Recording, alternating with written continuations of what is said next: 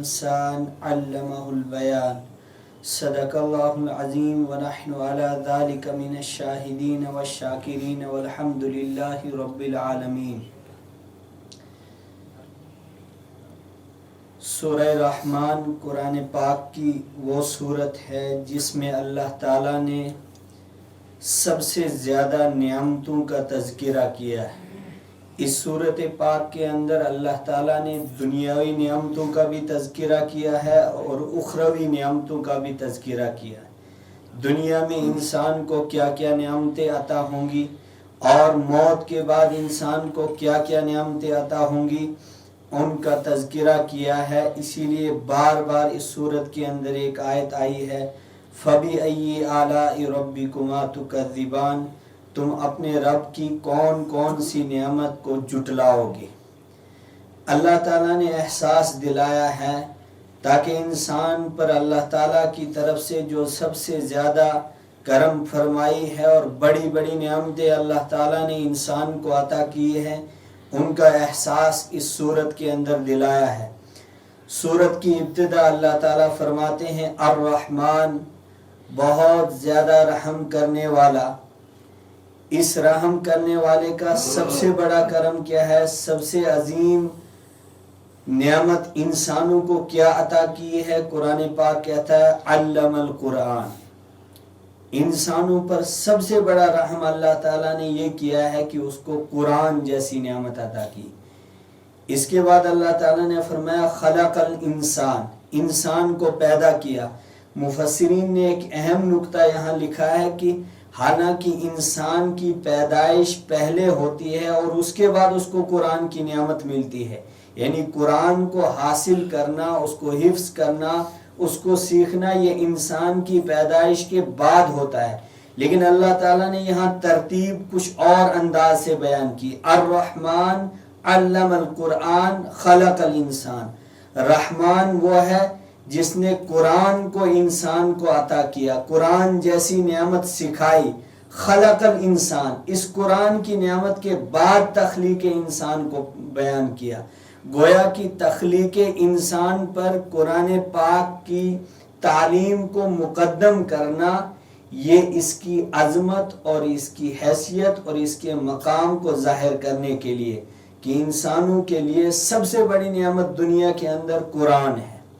اسی لیے سورہ رحمان میں جو نعمتوں کی لسٹ قرآن پاک نے بیان کی اس سورت کے اندر، ان نعمتوں میں سے پہلی نعمت قرآن پاک اس سورت کے اندر بیان کرتا ہے علم القرآن۔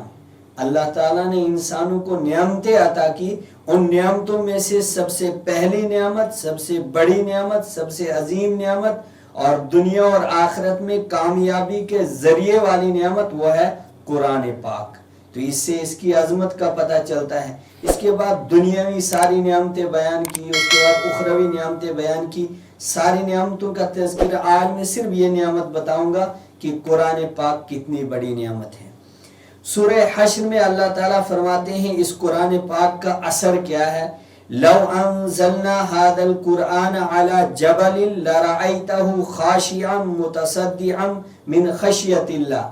اگر اللہ تعالیٰ اس قرآن پاک کو کسی پہاڑ پر نازل کرتا، لرأیتہ، اے قرآن پڑھنے والے آپ ضرور دیکھتے، خاشعا متصدعا، یہ اللہ کے خوف سے اور اللہ کے ڈر سے چور چور ہو جاتا، من خشیت اللہ، اللہ تعالیٰ کے ڈر سے یہ پہاڑ پھٹ جاتا۔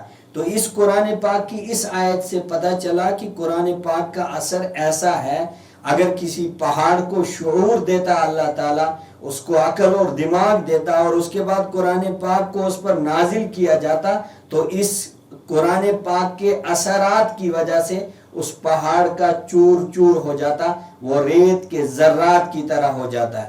تو قرآن پاک کے ذریعے سے انسانوں کے دلوں پر کتنا اثر ہونا چاہیے، وہ اس قرآن پاک کی آیت سے خود ظاہر ہوتا ہے۔ تو گویا کہ کسی بھی چیز کے اندر، کسی بھی کام کے اندر کوئی اثر ڈالنا ہو تو قرآن پاک سے زیادہ اثر ڈالنے والی کوئی چیز نہیں۔ اگر صحابہ کی تاریخ آپ پڑھیں گے، صحابہ نے ایمان جو قبول کیا ہے قرآن پاک کو سن سن کر، تو انسان حیران ہو جاتا ہے۔ وہ انسان جو اسلام کا اتنا بڑا دشمن تھا، جو کبھی بھی اسلام کا نام، اسلام والوں کا نام لینا پسند نہیں کرتا تھا، جب اللہ کا قرآن اس کے کانوں میں پڑ گیا اور اللہ کے قرآن کو سنا، فوراً اللہ تعالیٰ نے اس کے اثر کی وجہ سے اس کو ایمان کی دولت سے نوازا۔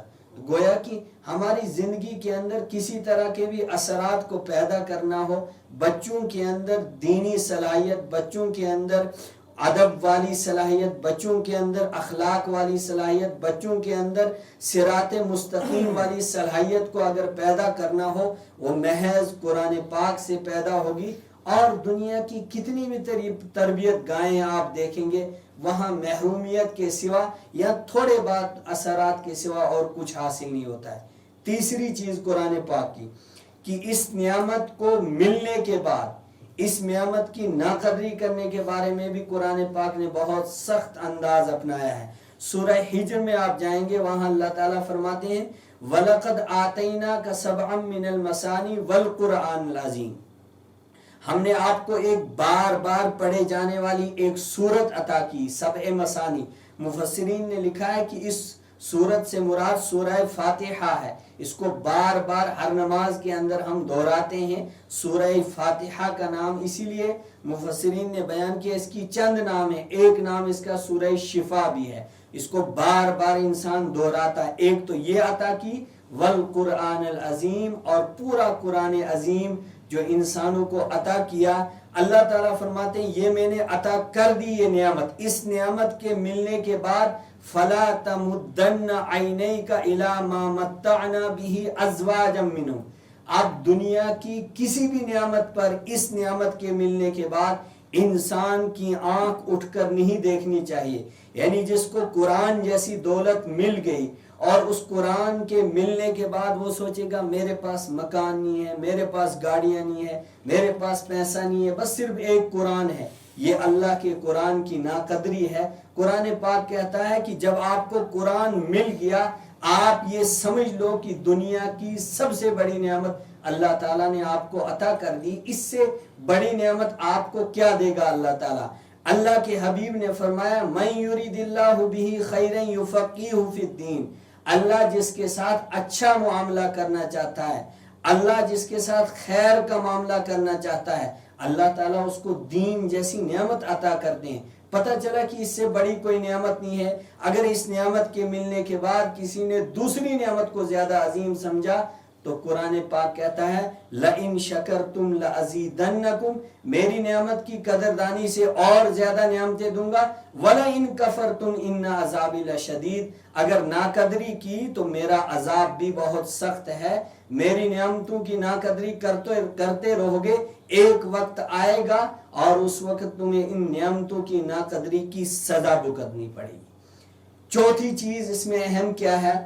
قرآن پاک ہر نعمت کی کامیابی کی وجہ سے اس کی قیمت اور اس کی عظمت کو سمجھا جاتا ہے۔ قرآن پاک کا ایک چیلنج ہے 1400 سال سے ساری دنیا کے سامنے، ساری کائنات کے سامنے، کیا کہ اگر تمہیں لگتا ہے کہ یہ کوئی بڑی نعمت نہیں ہے تو اس جیسی ایک آیت، اس جیسی ایک سورت، اس جیسی ایک آیت اور ایک لفظ بنا کر لاؤ۔ قرآن پاک نے اعلان کر دیا قُلْ لَئِنِ اجْتَمَعَتِ الْإِنسُ وَالْجِنُّ عَلَىٰ أَن يَأْتُوا بِمِثْلِ هَٰذَا الْقُرْآنِ، سارے جنات اور انسان جمع ہو جائیں اور اس قرآن جیسی ایک آیت یا ایک سورت لانے کی کوشش کریں، لا یأتونا، نہیں لا سکتے، ہرگز نہیں لا سکتے۔ وَلَوْ كَانَ بَعْضُهُمْ لِبَعْضٍ ظَهِيرًا، اگر بعض کی پشت پناہی کرتے رہیں گے اور مدد کرتے رہیں گے اور قرآن جیسی ایک آیت لانے کی کوشش کریں گے، قرآن کہتا ہے کبھی نہیں لا سکتے ہیں۔ پتہ چلا کہ یہ کامیاب بھی ہے، جتنی کامیاب چیزیں ہوتی ہیں اتنی اس کی حیثیت بڑھ جاتی ہے۔ قرآن پاک جیسی کتاب یا اس کا ایک لفظ یا اس کی ایک سورت یا اس کی ایک آیت کائنات کے سامنے چیلنج ہے قرآن پاک کا 1400 سال پہلے۔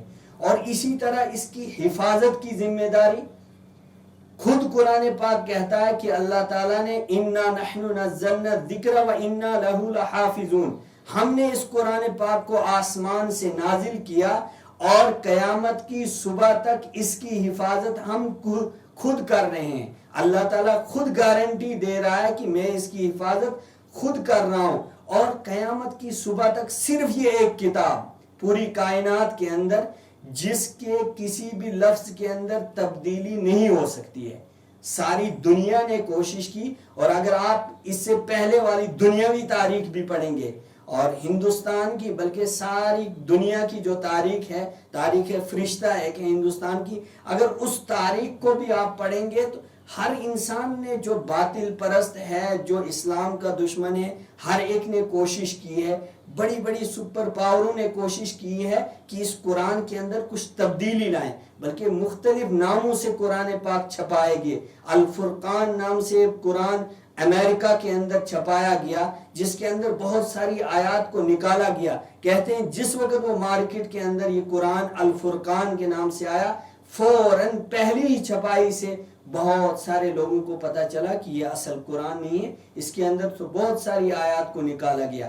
اور اس کی حفاظت کی ایک اہم ذریعہ ہے مدارس اسلامیہ کے اندر جو حفاظ تیار ہوتے ہیں. یعنی حافظ قرآن انسان لکھی ہوئی کتابوں کو مٹا سکتا ہے، جلا سکتا ہے، لائبریریوں کو دنیا کے اندر سے ختم کر سکتا ہے، لیکن 30 پارے جس کے سینے کے اندر ہو، سینے کے اندر سے کیسے انسان مٹا سکتا ہے؟ تو آپ اس کا ایک اہم ذریعہ دیکھیں گے حفاظ قرآن، جو حافظ قرآن آپ کو تراویح سناتے ہیں پورے 30 پارے کے اندر اور بہت کم غلطیوں کے ساتھ مکمل قرآن پاک سنانا. یہ کوئی چھوٹی نعمت نہیں ہے، ایک بہت بڑی نعمت ہے. تو یہ قرآن پاک کے تحفظ کا ایک اہم ذریعہ اللہ تعالیٰ نے دنیا کے اندر بنایا ہے. تو ساری کائنات کوشش کرے گی انسانوں کے دلوں سے جب بھی حافظ قرآن پڑھتا ہے، جب بھی کوئی انسان غلطی کرتا ہے، فوراً ایک لفظ زبر زیر کے اندر فوراً حافظ قرآن کو پتہ چلتا ہے کہ اس بندے نے غلطی کر دی، یا اس قرآن پاک کے اندر یہ لفظ، یہ زیر، یہ زبر چھوٹ گیا ہے.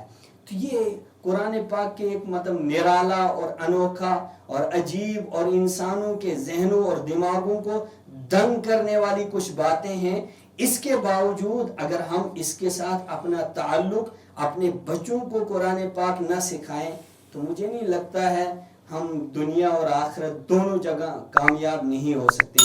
اس لیے آپ حضرات سے یہی درخواست ہے کہ اپنے بچوں کو، ابھی جو چھوٹے بچے ہیں وہ ذہین ہوتے ہیں، ان کا ذہن تازہ ہوتا ہے، آپ ان کے لیے اس راستے کے لیے اور اس عظیم کتاب کے لیے، جس طرح دنیاوی تعلیم کے لیے انسان کتنی کوششیں کرتا ہے، کتنا پیسہ خرچ کرتا ہے، لیکن 24 گھنٹے کے اندر، ایک دن کے اندر اپنے بچوں اور بچیوں کے لیے ایک خاص وقت متعین کرے جس میں قرآن پاک کا تقریباً دن میں 1-2 گھنٹے کا وقت لگنا چاہیے. اور ایک وقت آئے گا وہ موت کے بعد بھی وہ بچے تمہارے کام آئیں گے اور دنیا کے اندر بھی تمہاری نافرمانی کبھی نہیں کریں گے.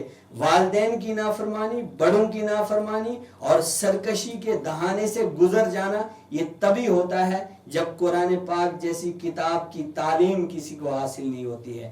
اللہ تعالیٰ آپ کو بھی توفیق نصیب فرمائے، مجھے بھی توفیق نصیب فرمائے. اس عظیم کتاب کی برکت سے اللہ تعالیٰ پوری امت مسلمہ کی حفاظت فرمائے.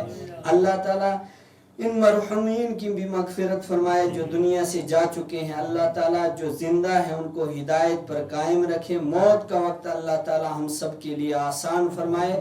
آخری وقت میں اللہ تعالیٰ کلمے والی اور ایمان والی موت نصیب فرمائے. وآخر دعوانا ان الحمد للہ رب العالمین.